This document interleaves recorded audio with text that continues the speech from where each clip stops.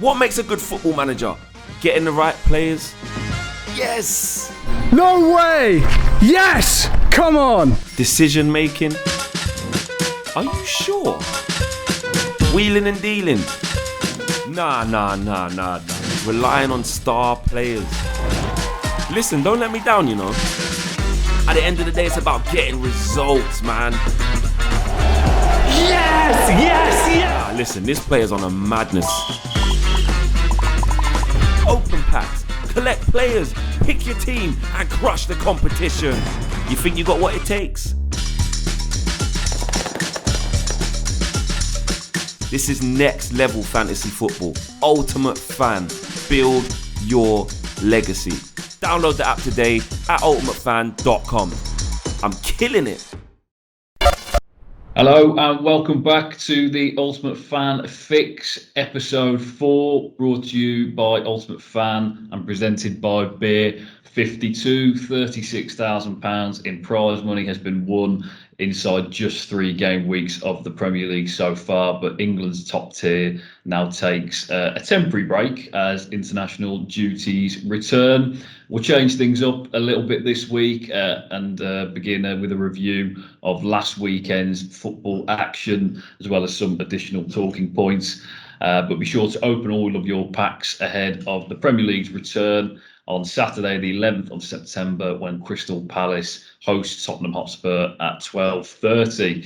A shout out to Agate31, who won £1,500, captaining Fernan Torres and accumulating 58 points in the process, as well as giving Jamie Vardy the golden boot, and he also had Rodri in his team, so big congratulations to him. So lads, welcome back. I suppose we'll have a review of our own sides from game week 3. Reece, I'll come to you first. Gundogan accumulated most of your points after scoring at the weekend, but you opted against Ivan Toney for Brentford, who duly netted his first Premier League goal, and I know he's a player that you've been fond of, so no doubt he'll be back in your team for game week 4. Oh, without question. I can't. It's just my luck. I take him out, and he nets quite early on. But he's picked up 17 points in his first 3 games, which is quite a modest total. And he's a player that I like to call as a dual threat, especially with the fact that if you can find a striker who can get a couple of shots on target, nick a goal here, and isn't scared to put a tackle in as well, you're going to guarantee yourself a couple of points every week at least. So he takes on Brighton in the next fixture, and he's likely to get on the score sheet again, so he's definitely going straight back in my team. And I'll give a shout out to his celebration as well. Big Zulu celebration, loved it, absolutely loved it. Tom, staying in the second city, obviously having Manchester City has been a massive help for you, but it's another controversial substitution, isn't it? This time around that we're alluding to with close representation to that game at Villa Park between Aston Villa and Brentford. Emiliano Buendia scored his first goal for Villa, but didn't make your starting 6. Yeah, because obviously I've watched sort of each of his games, being a Villa fan. He didn't really look sort of up to speed in the first 2 games. He looked quite poor. It's no real surprise though. He was injured in pre-season, missed quite a few weeks of pre-season, so he was never going to be up to speed. But he started slow against Brentford as well. But then as soon as he got the goal, he looked like a completely different player. Looked like the player that we paid 30 odd million for. He's a really well taken goal as well. A nice little turn, great finish. So yeah, it was a big mistake getting him out. I won't be putting him back in for game week 4 though. He's away with Argentina. Quite controversially actually, with everything that's sort of gone on. But yeah, he'll be missing the Chelsea game because he'll be quarantining, and then he's going to have to get back up to speed again, isn't he? Because he won't be training properly. So, but he'll definitely bring points in as the season goes on, though. When he gets sort of fully up to speed, fully sort of integrated into the team, getting used to playing with, Matty Cash on the right hand side and Danny Ings Watkins. Yeah, he'll definitely score quite a few points this season. Yeah, Alan St. Maximin was the kind of big taking point, I suppose, from my team. Obviously, netting against Southampton for Newcastle, scoring me 12 points, but it wasn't the most fruitful of weekends for myself. Tom currently leads our sort of 3-team table with 114 points so far. Reese in second with 91, and I'm there on the bottom with 87. But it was another fruitful round of predictions from the lads last week. The aforementioned Buendia and St. Maximin both scoring, who were two players we picked out to watch on game week 3. Plenty of draws predicted as well, including Liverpool's 1-1 draw with Chelsea, Villa's score draw with Brentford, and a point apiece for both Newcastle United and Southampton. With no game week to look ahead to this weekend, we'll instead review a selection of ties from the recent weekend and allude to any other big talking points prior to the international break. So, Tom, obviously a topic in football that's discussed, on many occasions, the GOAT. So it's only right that we first come to Patrick Bamford. Leeds fans will love that one. We talked about last week how he was, probably one of the most underappreciated number 9s in the Premier League. Since then, he's been given an England call-up, and he scored his 19th Premier League goal for Leeds United against Burnley, claiming 12 Ultimate Fan points in the process. How would you expect him to fare with Gareth Southgate's men? Well, I mean, Leeds fans will obviously be hoping to see him feature at some point over the next sort of week or so. But he has to get past Harry Kane, who is obviously England's sort of number 1 name on the team sheet, and then Calvert-Lewin, who started the season well with 3 goals.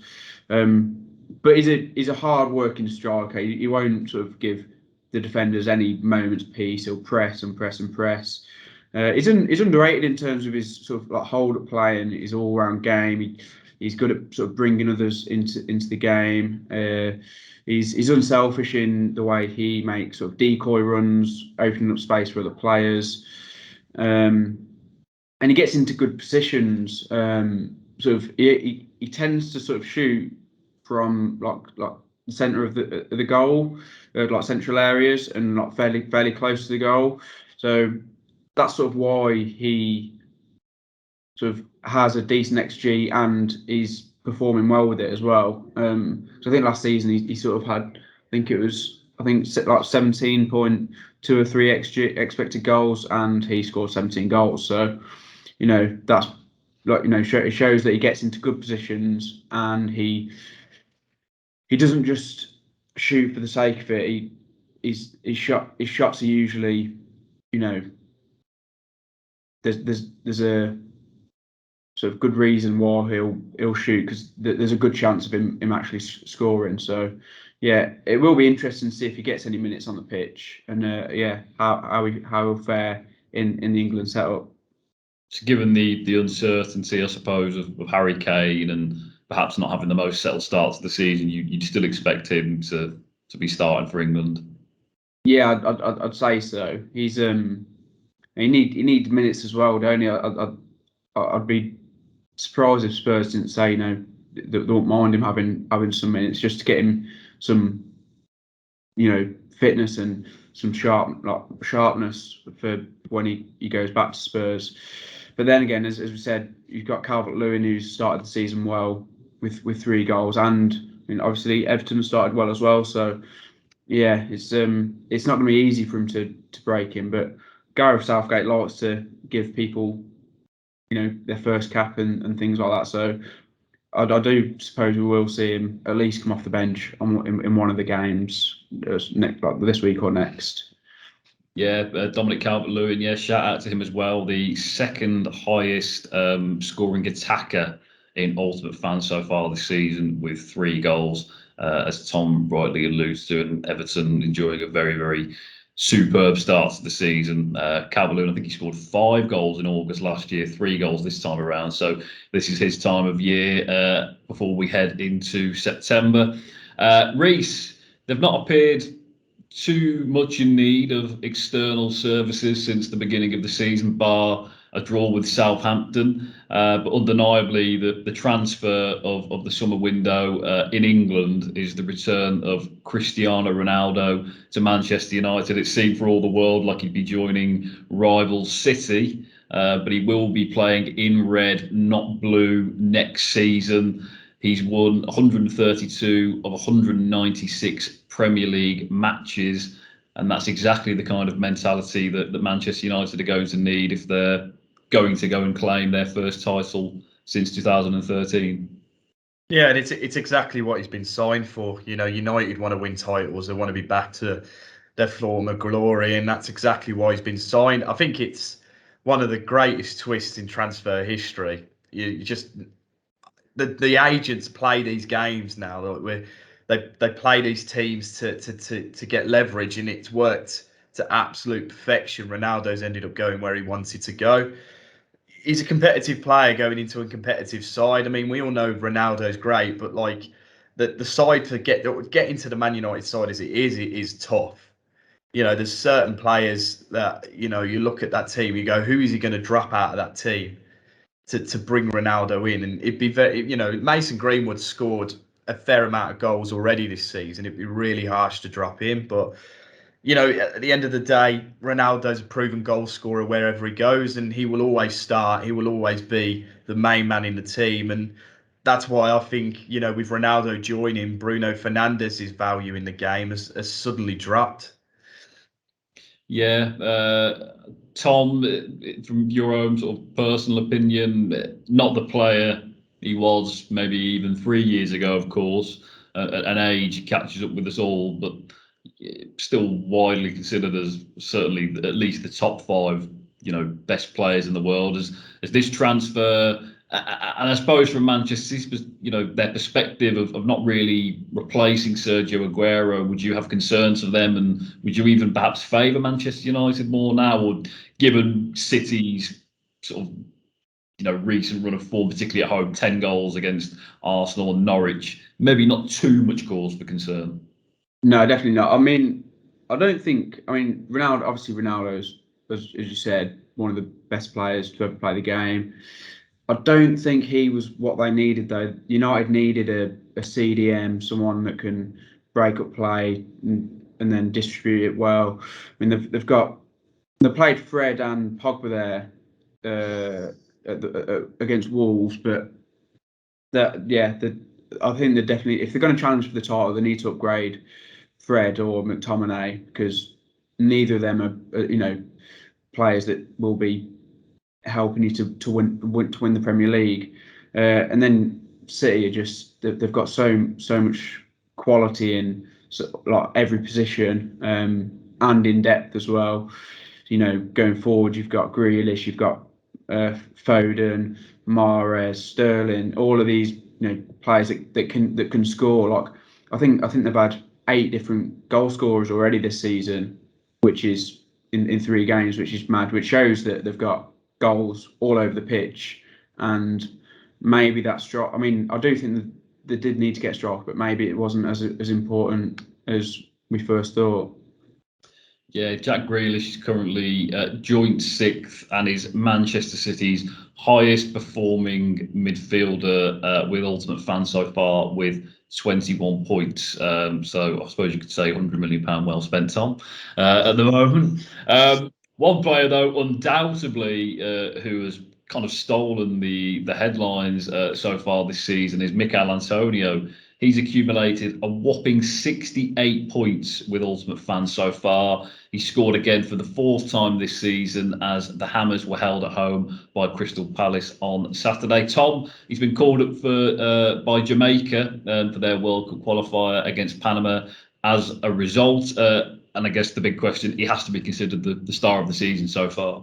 Yeah, I mean, he's brought in the more points than anyone else. I mean, West Ham started well, haven't they? Sort of 7 points from the first 3 games, and Antonio's played a massive part in that. He's scored 4 goals, but not only that, he's assisted 3 as well. So 7 goal contributions in the first 3 games.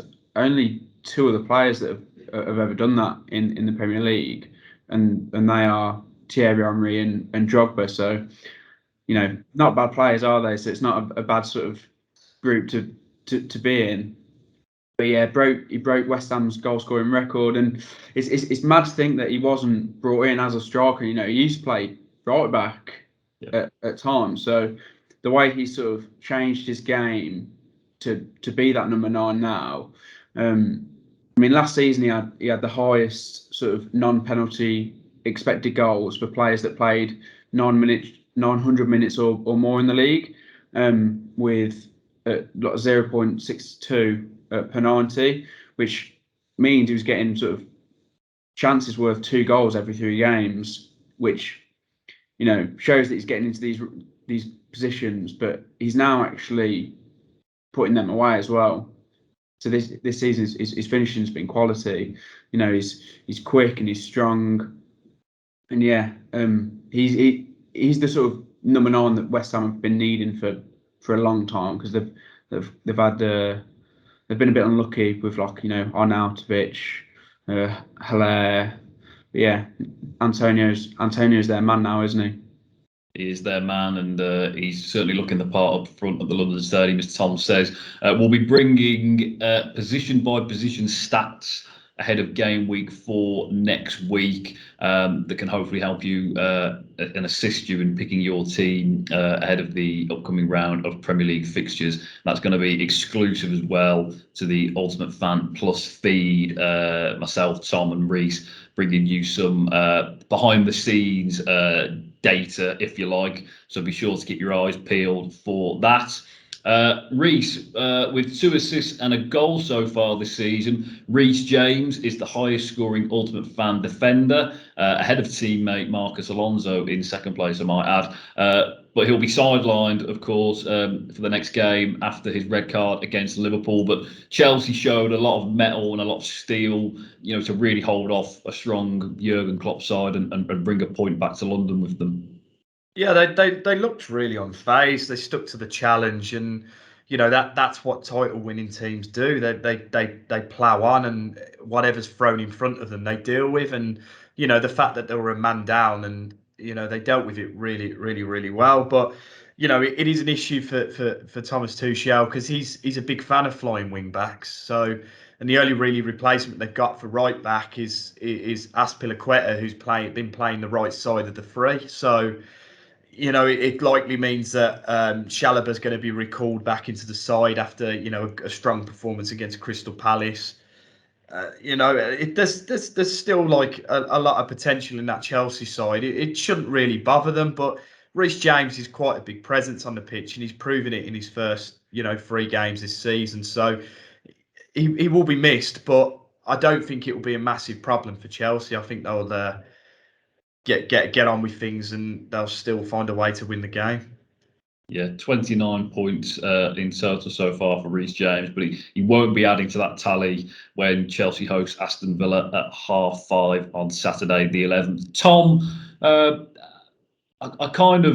understand that rules are rules, and handling the ball sort of on the line, preventing the goal, it is an immediate red card, but it just seemed a bit distasteful for me, the fact that it hit his thigh first, and it wasn't intentional. Again, I understand that rules are rules, but do you think that that's something that's worth looking into, and this sort of double penalisation is something that needs to be rectified?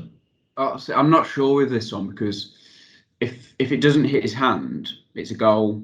That's the thing. So I do think the red was probably the right call. While it is harsh, because as you said, it come off his thigh, but at the end of the day, if he doesn't handle it there, Liverpool have equalised, but then so it's just one of them. It's a tough one for referees. I mean, at the end of the day, whatever call he'd make, there's always going to be a side that's saying he's wrong.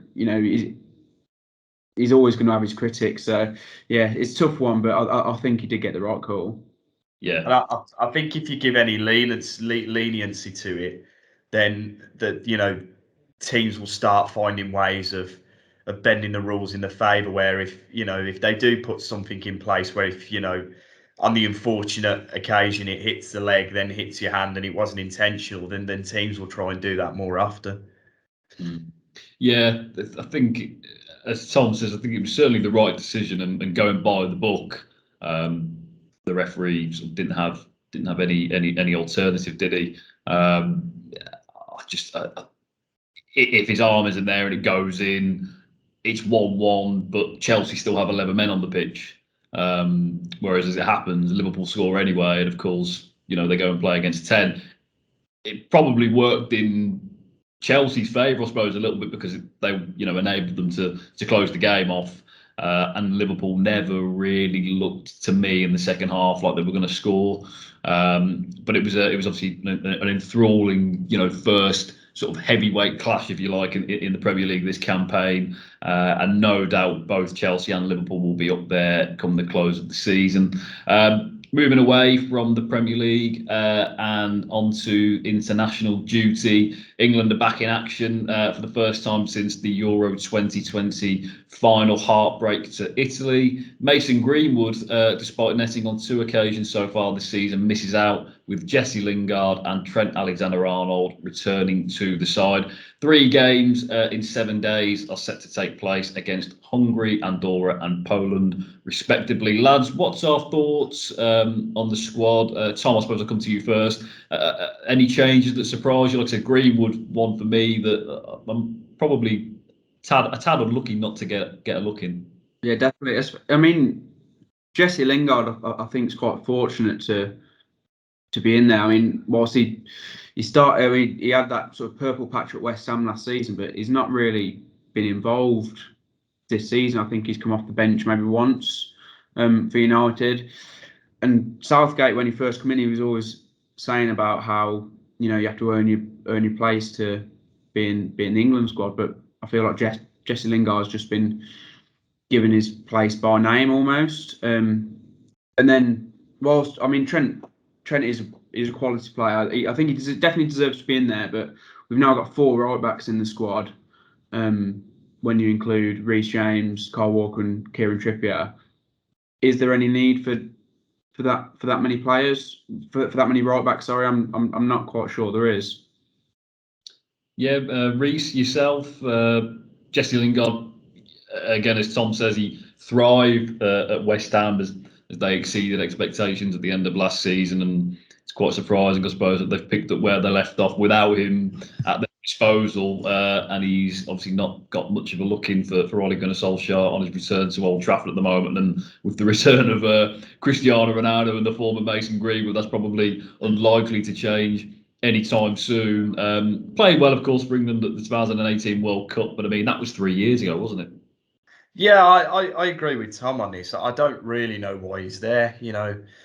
I'm a big believer, if you play for your national team, if you're a regular feature for your club, and it's the question in my head is like, why is John Stones there as well? So he never plays. He hasn't played for City this season yet. So John Stones is proven in the England side, but he's not playing regular football, which I feel is a problem. It's why Lingard. I don't agree Lingard should be there. If he'd got the loan move to West Ham again, if he'd gone to West Ham this season, then yes, 100% he's in that team. But I don't think he should be in the squad, especially when he's not really in the picture for United at the moment. And with Ronaldo coming in, he's going to be 100% ruled out of it now.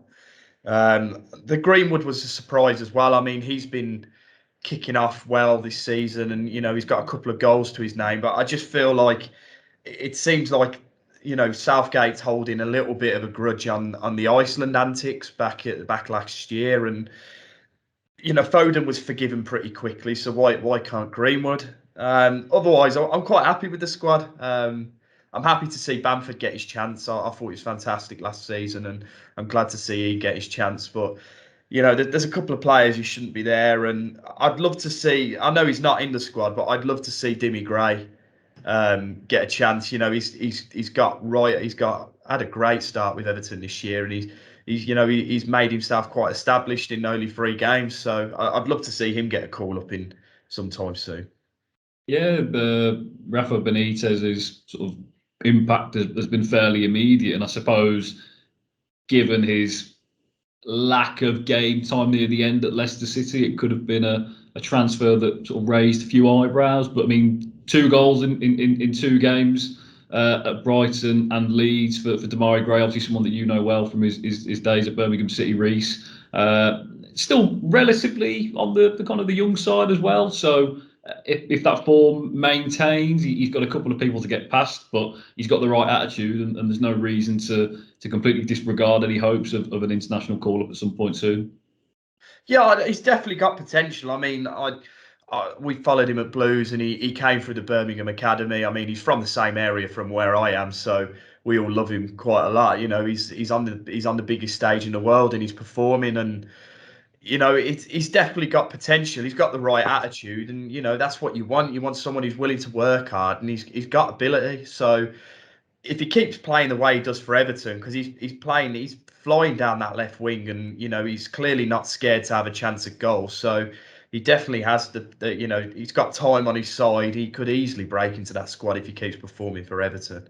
Yeah, good news for Everton fans if that is to be the case. Of course, as Tom says earlier, Calvert-Lewin and Jordan Pickford, Salomon Rondon as well, who signed for them last night. He returns to England after stints at West Brom and Newcastle. So the Toffees will be hoping to maintain that good form on the return of the Premier League next weekend. Lads, that's all for the show. Thank you obviously again for your time. For all the viewers, make sure to get your pack drops in before Saturday the 11th. They'll be available in the Ultimate Fan app if you haven't used them already. And we'll catch up with you next week, previewing all of the weekend action for game week 4. Tom and Reece for now. We'll catch you soon. Cheers. Yeah, speak to you soon.